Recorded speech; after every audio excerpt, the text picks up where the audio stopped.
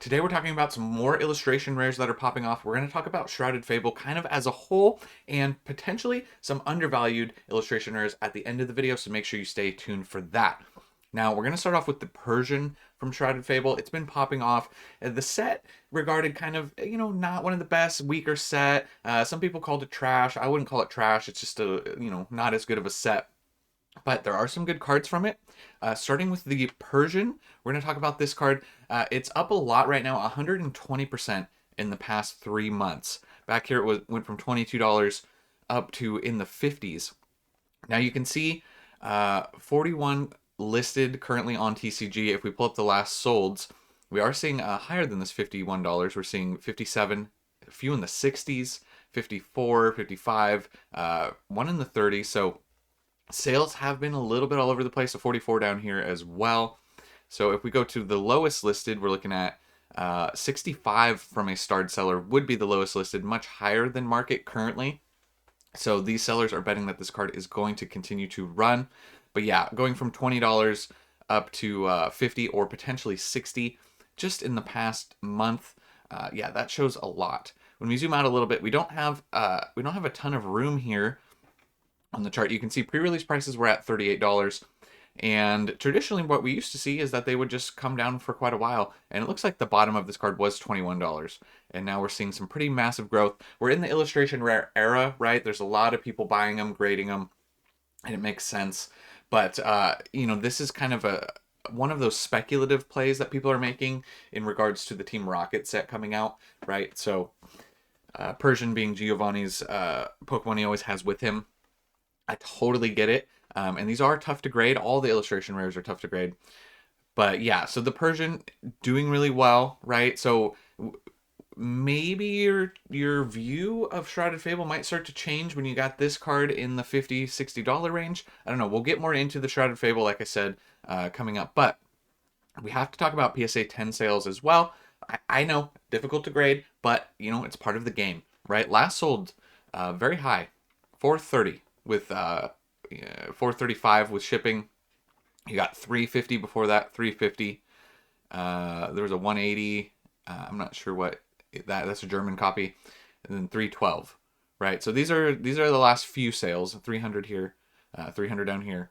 So with the most recent sale being $430, that's these 350s seem like probably a little high, but 430, right? So more eyes getting on the card, right? People are starting to make this speculative play.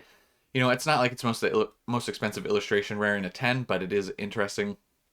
Then we do need to talk about my favorite illustration rare from the set. My favorite card from the set, hands down, not a question.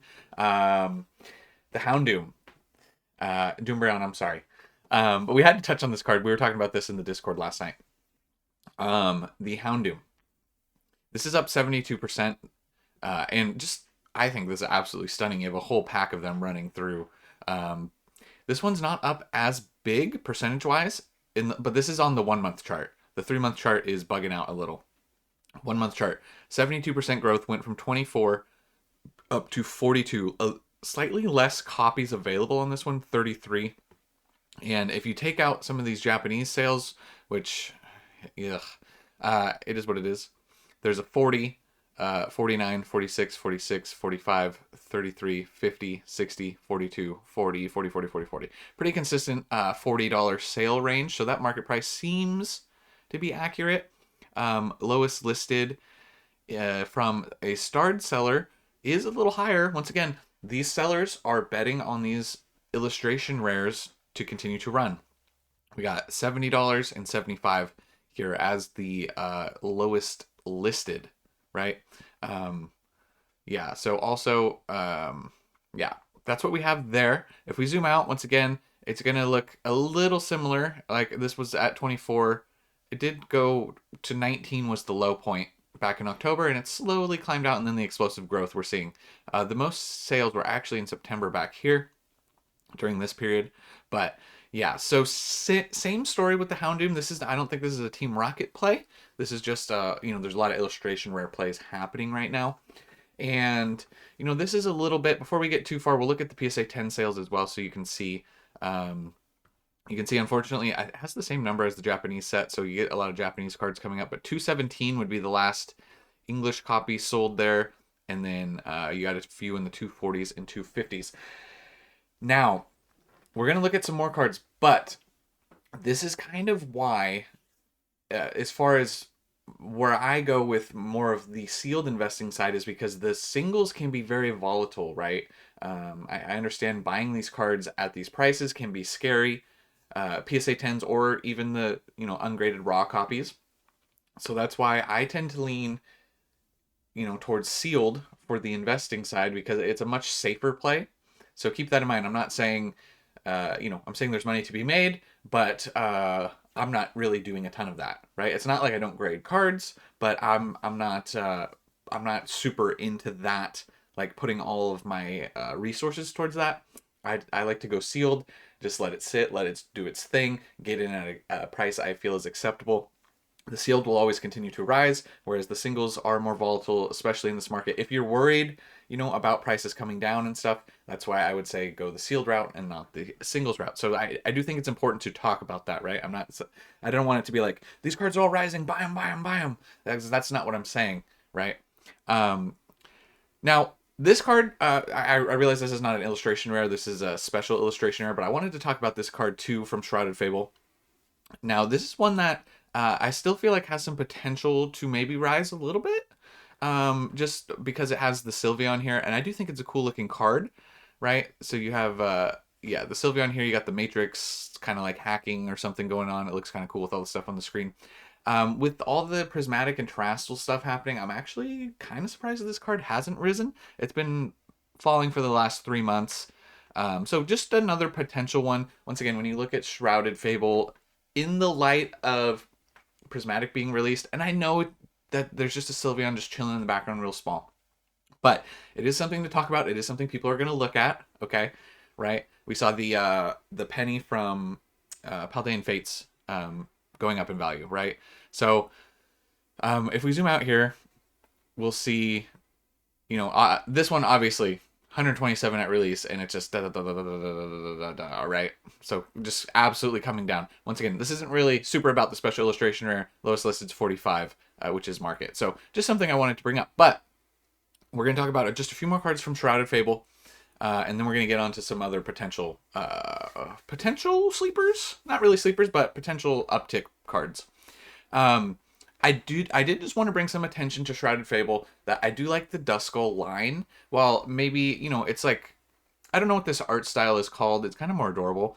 But I do like the Duskull line, and I do understand that this is a $36 illustration rare. But it is a nice card from the set, a little like spookier, kind of. It fits with the theme, right? 58% growth in the past 3 months from a low of 21.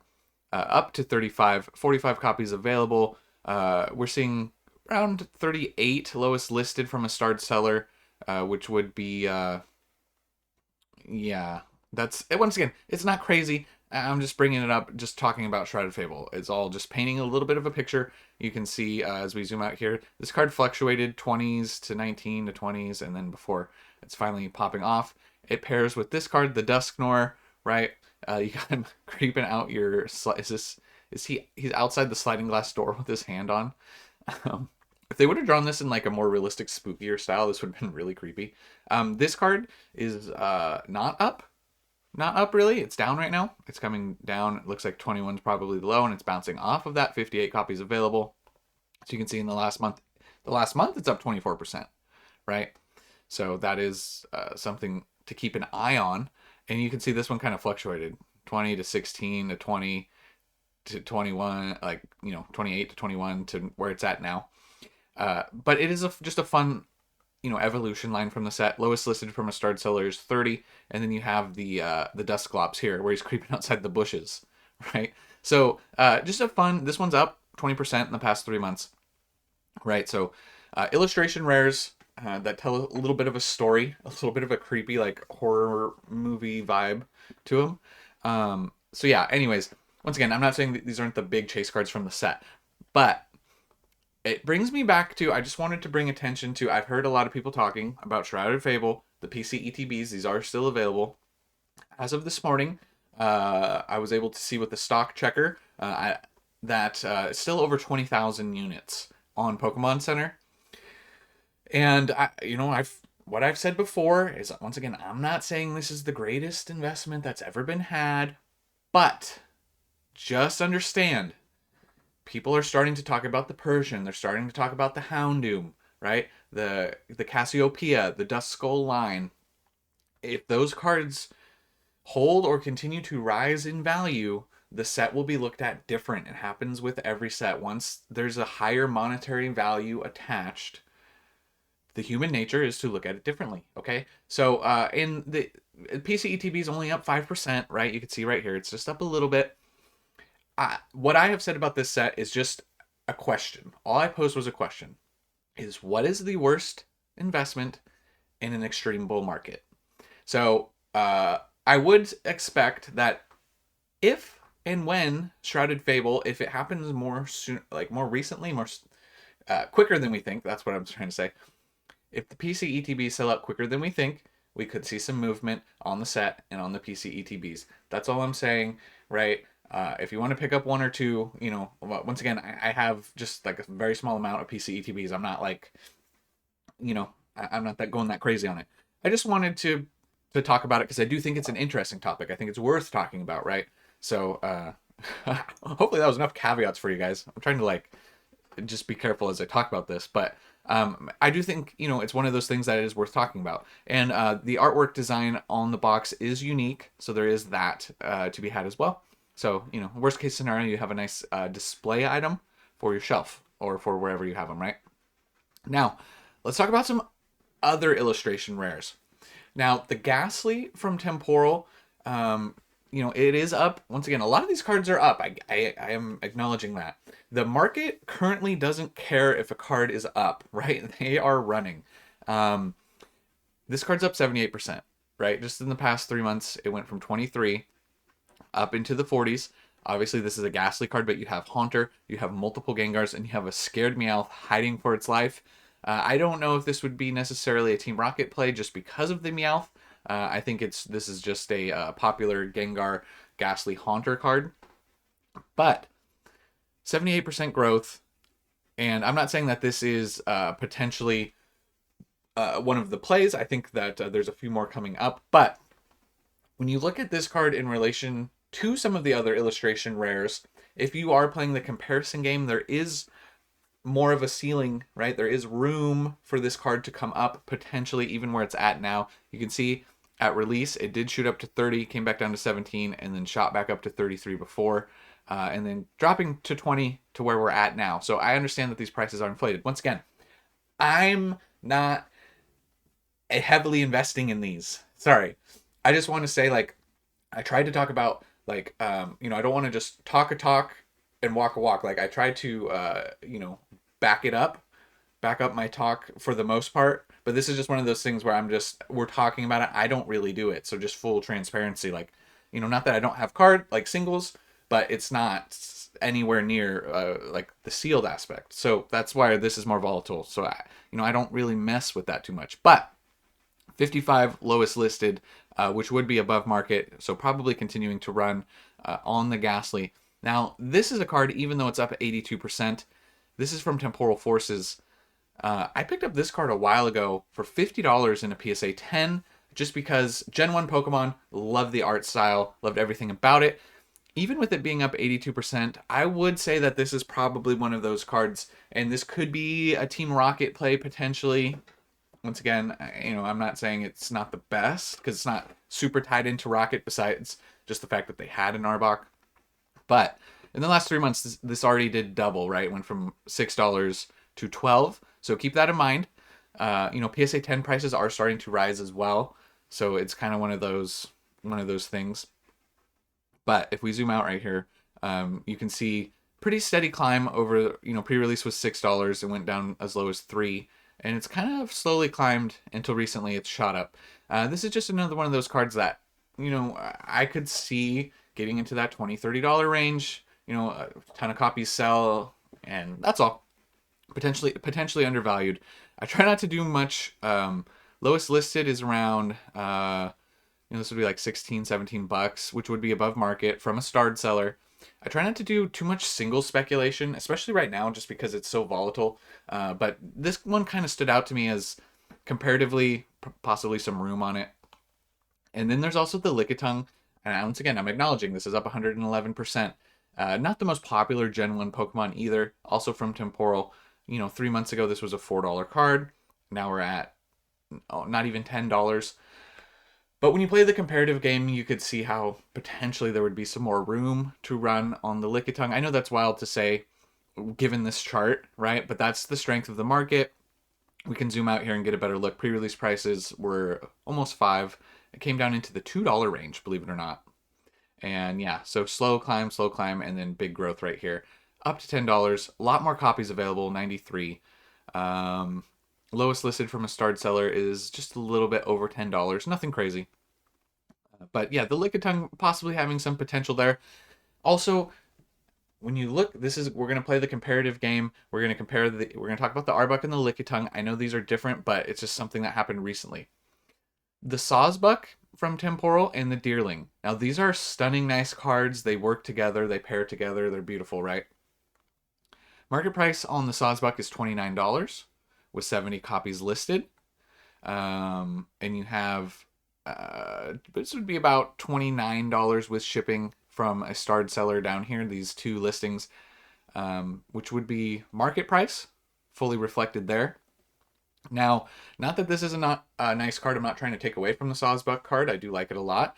But, you go $29. So you'd think the Arbok would have some room and the Lickitung should have some room. That's all I'm getting at when you do the comparative game. The Dearling's a little less. It's at 18, right? We're seeing 75% growth here in the past 3 months. Maybe we should zoom out just a little too. And so 134% off of pre-release pricing for the Dearling. 88 copies available. Lowest listed from a starred seller is going to net you right around 18 bucks, which is market price. So these cards are kind of holding at these prices for now. They've come down a little. This one has from 20 down to 18-ish. And the Sawbuck came down for a second and has continued to run actually up into that $29 point. Right? So these are what illustration rares can do. People have been sleeping on them. I think it's a combination of some were undervalued and then the bull market hit and it's kind of like a frenzy, right? So you can see potentially like these are, I would call these lesser illustration rares. In my opinion, with the Gen 1 biasy, I'm, heavily more biased towards Gen 1. So keep that in mind. There's also the Chansey from Twilight, and it's popping off right now. It's up 231%. Okay. There's two more at the end that I think are a little bit more of like big potentials. This one kind of has popped, but that doesn't mean there's not room for it, right? I'm not saying this is Squirtle or Bulbasaur level popular, but you have Chansey, you got Blissey, you got Snorlax, you got a Bellsprout, Ditto, and Psyduck all in the same card. It's a nice card. 231%. 3 months ago, this was an $8 card. Now we're seeing around 30. Last solds are 26.30, 27.30. Right, even a PSA. Somebody got a steal on this. A PSA 10 for 80. That seems cheap.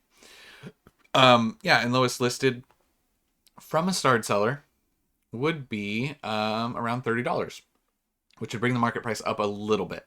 So nothing crazy on the current gains, but if it holds these prices, that's where it'll get interesting. I have not checked PSA 10 pricing on this card. I have there's too many cards in this to check PSA 10s on every single card. I didn't want to bore you guys. Illustration rares are doing very well across the board with PSA 10 pricing. Pre-release, this was a $12 card. It did run up earlier on to 19, and then it came down and really settled in that $8, $9 range for quite a while on the Chansey. Now, this is a card that I feel like does have a little bit more potential as well from Twilight Masquerade. It does pair with the other, the trainer card, where you can see him through the camera. Now, not the most popular version of Growlithe, I don't think, but I do love this card. As a big dog owner, right, I mean, I really relate. How many pictures I have on my phone of this similar thing with my dogs. So it is up 78%. From $7 up to about $12. A lot more copies available, right? 160. So this might take some selling to get through some of this inventory here. this supply. $12 listed, you know, market, so might be coming down a little. But this is just another one of those cards I do like, right? In addition to the Pinsir. You got the Pinsir, it's up 55%. Still affordable, though, when comparatively. Gen 1 Pokemon, it's only at $9. A lot of copies available, though, so it would have to move through some supply. But lowest listed is around 9 and 9 right down here. So the sellers are valuing it at current market, not expecting it to go up a ton. Might be a, you know, a play more down the road. So in summary, like, once again, I'm not, I do apologize, like, with all the caveats here. I understand that I'm doing that. But I just think it's worth talking about. And if you play the comparison game just a little, I do think, and I do think it's a very interesting conversation, bringing it back to Shrouded. I do think that, my hat crooked? I do think it's very interesting to talk about, specifically Shrouded, just because of the bull market, and it was like so dogged on and so overlooked, that it would be, it's interesting that there's some IRs popping off in the set right now, first off, and then the second off, that there could be some potential on the sealed side.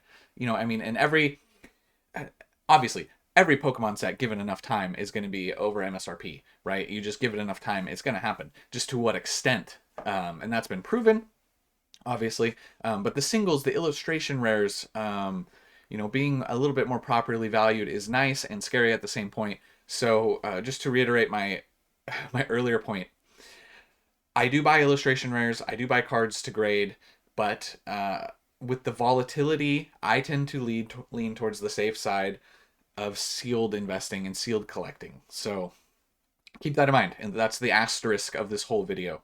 Is if you're worried about something happening, if you're worried, I think we still have a lot of time in this bull market right now, but if you're worried, go sealed. That's where I'm at, right? Don't play the singles game. If you want to pick up a Pinsir for like $8-9, I think that's a great play. If you want to pick up a Growlithe that's affordable, I think those are great plays. Even the Arboks, I think those are a lot easier, kind of no-brain plays. Even the Arbok at $12. Even if it goes down, worst case, say it goes down to $8, you lost $4. It's not the worst in the world. That's all I'm getting at. So a few plays that I think are valid. Let me know what you guys think in the comments. Like, I do understand this video was a little different. I'm going to work on that. We're going to be better next time. We're going to be better moving forward. I'll see all my N gang guys in the comments, guys and gals. Really appreciate all the support. This video is getting too long. We got to end it. We're almost at 23 minutes. I'll catch you guys in the next one. My name is TJ. It was never a phase. And just, that's what I screwed up the end. And remember, it was never a phase. It was never a phase. See you guys.